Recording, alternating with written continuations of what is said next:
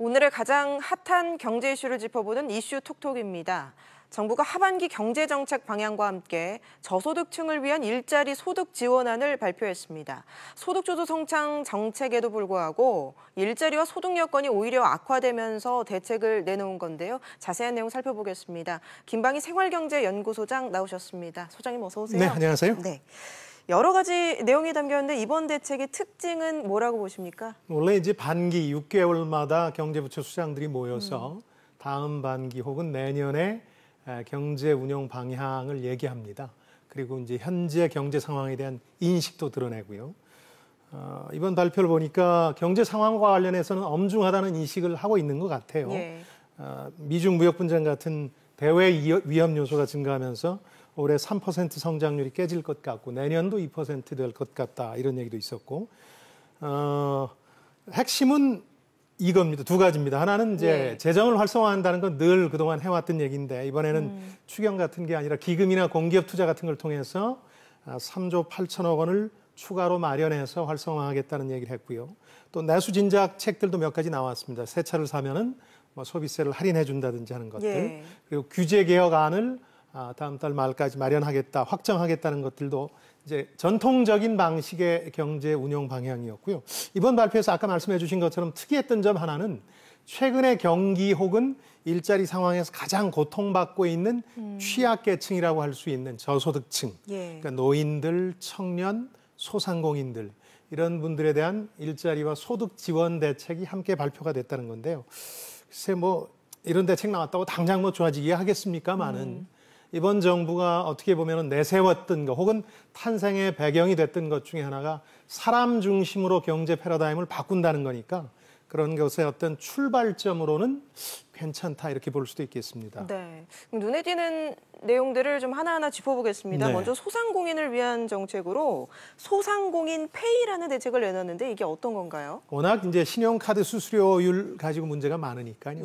수수료율 자체 산정 기준은 지난달 말에 개편을 한다고 했어요. 그건 뭐냐면은 그동안은 건수 위주로 돼 있다 보니까 아무래도 소상공인들이 큰 피해를 보죠. 소액으로 여러 번 이제 결제를 하니까. 그래서 이제 액수 기준으로 한다 그래서 조금 수수료율이 떨어진다고 했는데 그것 가지고도 사실 만족할 만한 수준은 아니니까 일종의 앱을 만들겠다는 겁니다. 그래서 구매자 계좌에서 판매자 계좌로 돈이 바로 들어갈 수 있게 하겠다. 카드사나 금융사를 거치지 않고 이걸 보급하게 되면 그럼 수수료가 상당히 줄어들겠죠. 뭐 아예 없진 않겠죠. 그래도 어떤 그 중간 오버헤드 코스트가 드니까 간접비가 드니까 0% 초반대로 이제 줄일 수 있다 이렇게 정부는 얘기하고 있습니다. 이런 얘기들도 나왔고 또 임대료 얘기도 나왔고 한 서너 가지 소상공인 대책은 나왔습니다만은 이게 이제 지금 최저임금 때문에 못 해먹겠다 이런 이제 아우성을 치는 소상공인한테 과연 충분한 대책이냐 이 부분에 대해서는 오늘도 역시 논란이 이어지고 있습니다. 네, 빈점포를 활용해서 임대 사업을 하는 방안도 내놨던데 그게 이제 임대료를 낮춘다는 방안인데요.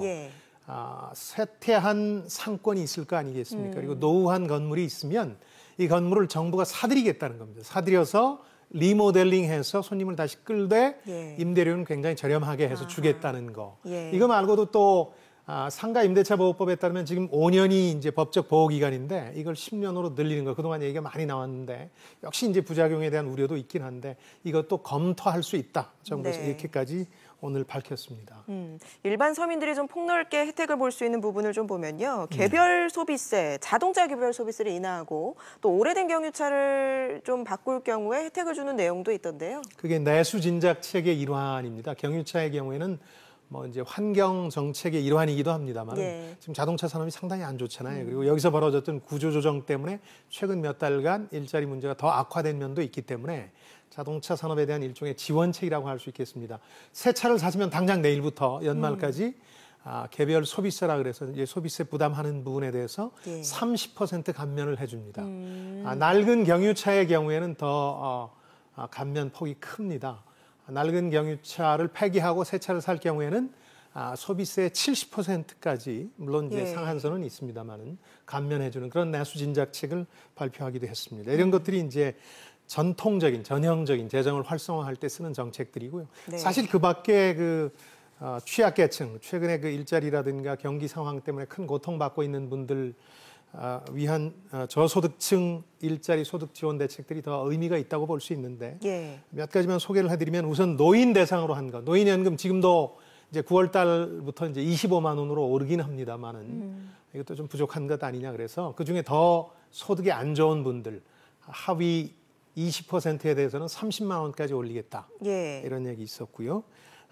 또 이제 근로 장려 세제라는 게 있습니다. 네. EITC라고 하는데. 예, 관심이 많이 높더라고요. 그렇죠. 예. 이건 그동안도 많이 예. 거론이 됐고 이 프로그램에서도 많이 지적들 하시는데 이 제도의 취지를 잠깐 설명드리는 게 좋을 것 같아요. 이해를 잘 못하시는 분들이 계셔서 이거는 이제 차상위 계층의 소득과 관련이 있는데 아예 일자리가 없어서 노는 분들한테는 우리가 기초생활 수급자라 그래서 이제 지원을 해줍니다. 복지 혜택이 있습니다. 근데 그 바로 위에 일을 하긴 하는데 수입이 만만치 않아서 생활이 어려운 분들이 있어요. 네. 이런 분들은 상대적인 복지 차별을 받는 면이 있어요. 난 일하는데 복지는 못 받고 예. 더 어려워. 차라리 일 안 할래. 이렇게 되는 경우가 사실 미국에서도 많아서 논란 끝에 미국에서 70년대 이 제도가 도입이 됐습니다. 일하는 분들한테는 뭔가 혜택을 더 줘야 된다 그래서 소득세, 일하는 것과 혜택을 비례시키게 한 거죠.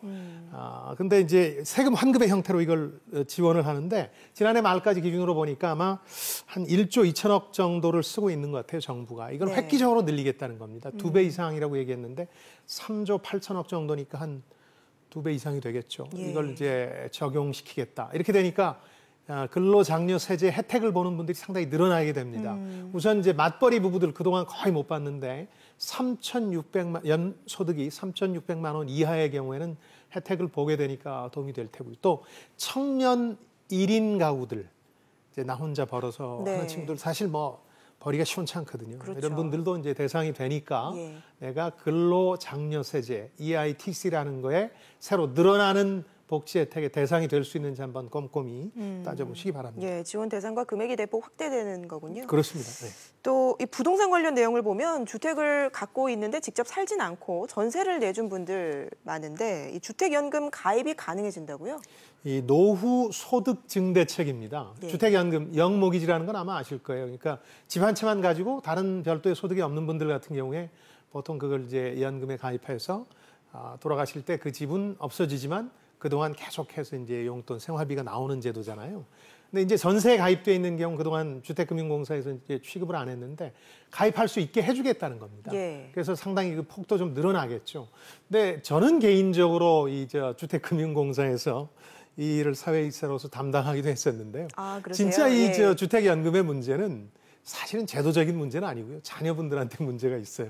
자녀분들이 예. 아버님이 돌아가실 때 이제 집이 사라지는 게 소유권이 바뀌는 거니까 이걸 감당을 못 하시는 거예요. 그래서 늘 어떻게 반응하시냐면 주택연금 가입하지 마시고 집 저한테 일찌감치 물려주시면 제가 용돈 드리겠노라고 이렇게 예. 회유를 하세요. 근데 정작 집을 물려주고 나면 용돈 안 줍니다. 그래서 그렇습니까? 예. 어려운 점이 좀 있는데 어쨌든 예. 그 가입할 수 있는 폭이 확대됐다는 점에서 네. 나이 드셔서 별도의 수입이 없는 분들 입장에서는 도움이 될 수 있는 혜택이다 이렇게 보겠습니다. 네, 여러 가지 눈에 띄는 내용들을 짚어봤는데 네. 사실 아주 새롭다기보다는 기존에 있었던 거를 조금 확대하는 정도의 수준인 것 같기도 하고요. 네. 또 가장 큰 지금 현안이죠. 최저임금 관련 대책이 좀 크게 눈에 띄지 않는다는 점 이런 게 좀 지적되는 것 같습니다. 어떻게 평가하세요? 특히 소상공인 대책의 경우가 좀 문제인데요. 이제 카드 수수료와 관련된 부분만 집중돼 있는데 지금 거론되는 것 대부분이 사실은 시간이 좀 걸리는 것들입니다. 그 소상공인 페이라는 것도 보급이 되어서 많은 분들이 가입을 할 때까지 과연 얼마나 걸릴지 의문이고요. 또 이제 그 체제 개편에서 수수료 혜택을 인하의 혜택을 보게 되는 게 언제일지도 좀 감감합니다. 예. 당장 시급한 현안에 좀 느긋한 대책들만 나왔다는 불만이 없을 수 없겠습니다.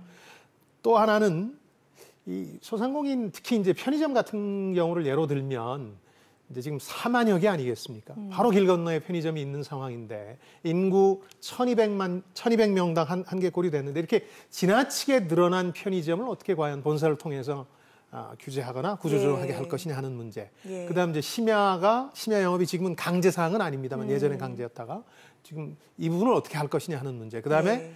또 하나는 이제 폐업을 하겠다고 신고할 경우에 위약금 때문에 폐업이 쉽지 않은 면도 좀 있었잖아요. 그래서 예. 이런 부분들에 대해서는 보다 더 근본적으로 정부가 매스를 대는 정책을 내놔야 되겠다. 즉 소상공인 대책은 이번 저소득층 일자리 소득 지원 대책과는 별도로 종합적으로 한번 다시 정부가 하반기에 내놓을 필요가 있겠다 이런 생각이 듭니다. 예. 또 한 가지 추가를 한다면 청년들에 대해서도 일자리를 구하는 기간 동안 최대 6개월 동안 한 달에 50만 원씩 구직활동 보조금이라는 걸 지원하겠다 정도의 얘기만 나왔는데 예.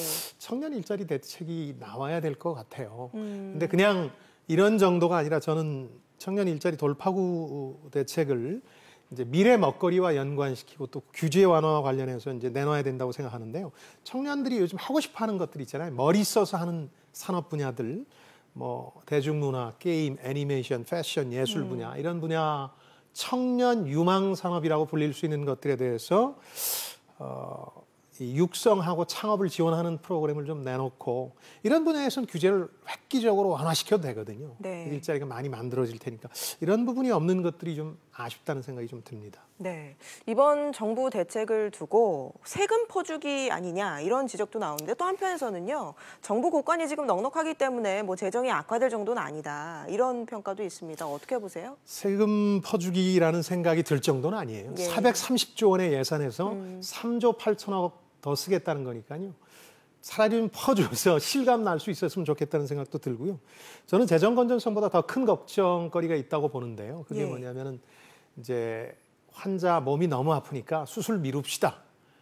보약이나 먹읍시다. 이런 얘기를 많이 하게 되거든요. 그러니까 이번 정부 탄생 배경 중에 하나가 경제의 패러다임을 지표나 일부 대기업 중심이 아니라 사람으로 바꾸는 것이다 이런 말씀을 드렸는데 예. 그걸 경제 수술에 비유한다면 이걸 포기하거나 미루자는 목소리가 점차 높아지고 있는 게 아닌가 하는 걱정이 들어서 이게 더 우리가 고민해야 될 거리라는 생각이 듭니다. 실제로 과거에도 경제개혁한다고 했다가 정부 중기에 접어들면서 경제 나쁘다는 얘기 때문에 늘 수술을 미뤘다가 이 외환 위기라든가 글로벌 금융위기에 직격탄을 맞았던 예들이 좀 있거든요. 예. 그래서 이번에 뭐 진보적인 학자들도 오늘 또 보니까 서명을 하고 선언도 했습니다마는 사회 경제 개혁을 늦추는 것이 결코 답이 아닐 것이다.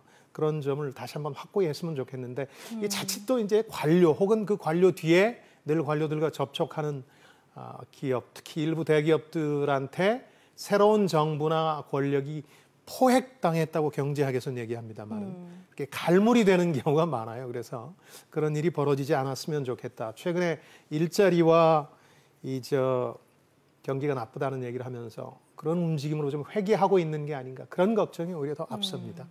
알겠습니다.